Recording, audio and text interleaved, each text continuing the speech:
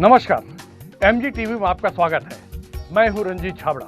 आइए चलते खबरों की ओर। आनंद पवार फैंस क्लब द्वारा मिशन मैदान में आयोजित एक दिवसीय मितान मड़ई में आम लोगों के साथ ही प्रतिभागी युवा और युवतियों ने लोक नृत्य, रंगोली, चित्रकला, वाद्य यंत्र वादन, जनौला, फैंसी ड्रेस सहित विविध स्पर्धाओं में भाग लेकर पुरस्कार प्राप्त किए और स्टॉल में छत्तीसगढ़ी व्यंजनों का आनंद उठाया। इस अवसर पर फैंस क्लब संयोजक कांग्रेस नेता आनंद पवार छत्तीसगढ़ी वेशभूषा में उपस्थित रहे। एमजी टीवी से बात करते हुए फैंस क्लब संयोजक आनंद पवार ने कहा कि मेला मड़ई छत्तीसगढ़ी संस्कृति की पहचान है। मेल मिलाप से सद्भावना और संबंधों में वृद्धि होती है।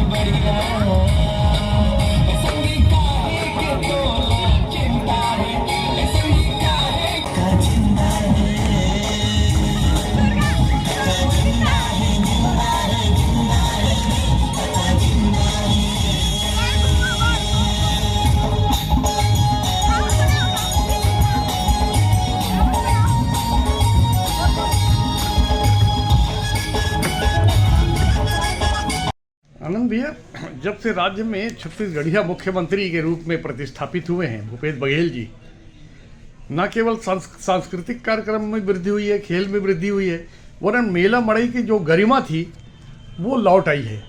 और मेला मड़ई का आयोजन आप भी एक दिन का किया था, तो कैसा उसमें उत्साह था? जय जोहार, जय छत्तीसगढ़, जय माँ बिलई माता दाई।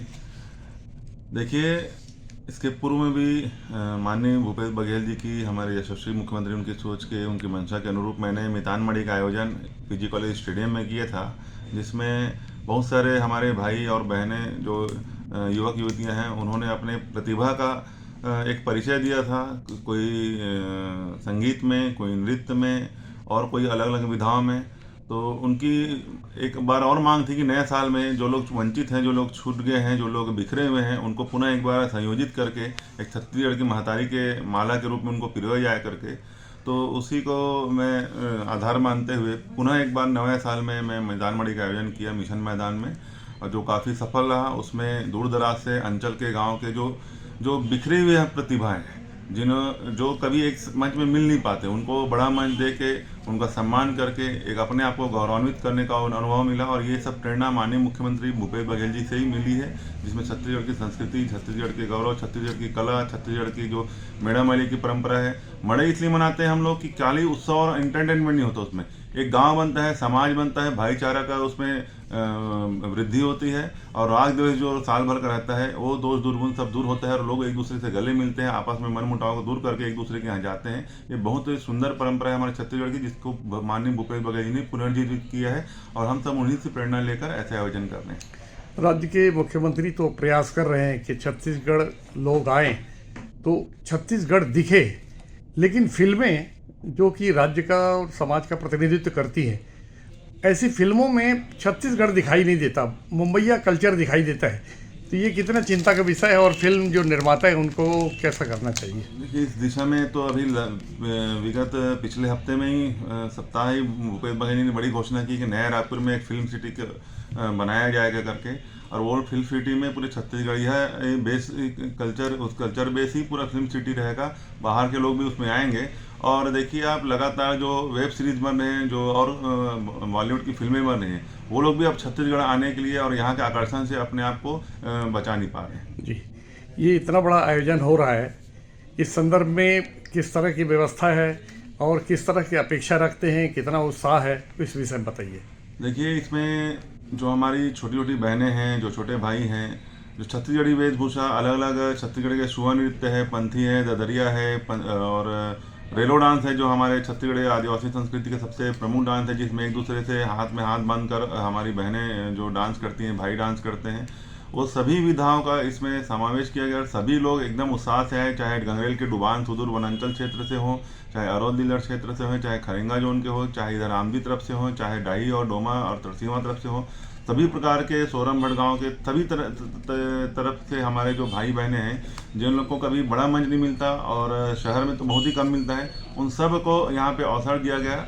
सबके लिए व्यवस्था की गई, किसी को खाली हाथ भी नहीं भेजा, किसी न किसी प्रकार से यथाशक्ति सांत्वना पुरस्कार, आकर्षक पुरस्कार, विशेष पुरस्कार दे के उनको सम्मानित करके हम खुद अपने आप को गौरवान्वित महसूस कर रहे हैं। जी, ये खेल जो क्रिकेट स्पर्धा जो है ये कई सालों से निरंतर चल रही है, तो क्या मान के चले कि ये परंपरा भविष्य में भी आगे इसी तरह इसी उत्साह के साथ जारी रहेगी? बिल्कुल, अभी जो खेल है वो एकदम नए तरीके से हो रहा है, क्योंकि इसमें पहले ग्रामीण के जो हमारे खिलाड़ी हैं उनको इतने बड़े मैदान में अपने प्रतिभा और जौहर दिखाने का अवसर नहीं मिलता था। उनको हम लोगों ने 9 दिसंबर से लगभग 1.25 महीने पूर्व से उनको ट्रायल करवाया। ट्रायल के बाद उनको क्वालिफाई करवाया और उसके बाद जो अच्छे खिलाड़ी जो कमज़ोर टीम में थे और वो हार गए थे, उन अच्छे खिलाड़ियों को फिर से एक वाइल्ड कार्ड एंट्री देकर एक नई टीम बनाई गई और उस कारण 5 टीमें ग्रामीण जो धमतरी मिशन मैदान में खेल रही हैं। और सबसे विशेष बात यह है कि 5 टीम अपने पहले प्रतिद्वंदी टीम को हरा चुकी हैं। और तो इससे ये लगता है कि अभी खेल प्रतिभा है जो जिसमें पहले कुछ युवा हमारे जो नशे की ओर जा रहे थे, जो अब वो छत्तीसगढ़ी कल्चर के माध्यम से गीत संगीत हो, चाहे वेशभूषा हो, चाहे स्पोर्ट्स हो, इस मामले में आगे बढ़े तो निश्चित तौर पर इस नशा मुक्त हमारे जो अभियान है और नशा मुक्त युवा बनेगा तो सशक्त हमारा छत्तीसगढ़ बनेगा, सशक्त भारत की ओर बहुत बड़ा महत्वपूर्ण कदम होगा। पवार फैंस क्लब तो अपने स्तर पे काम कर रहा है, लेकिन इसके अलावा किन किन लोगों को सक्रिय सहयोग मिल रहा है जिससे सफलता की ओर बढ़ रहे हैं?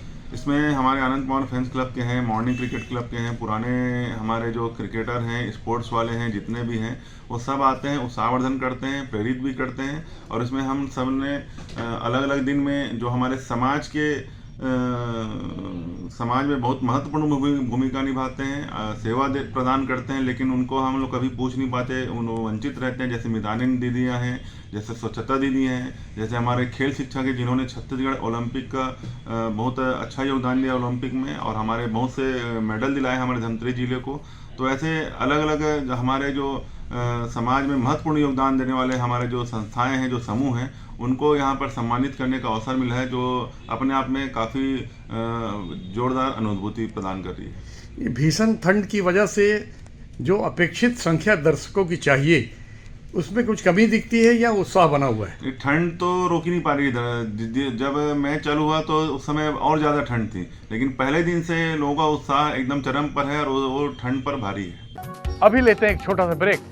आप देखते रहिए MG TV, क्योंकि खबरों का सिलसिला यहाँ थमता नहीं।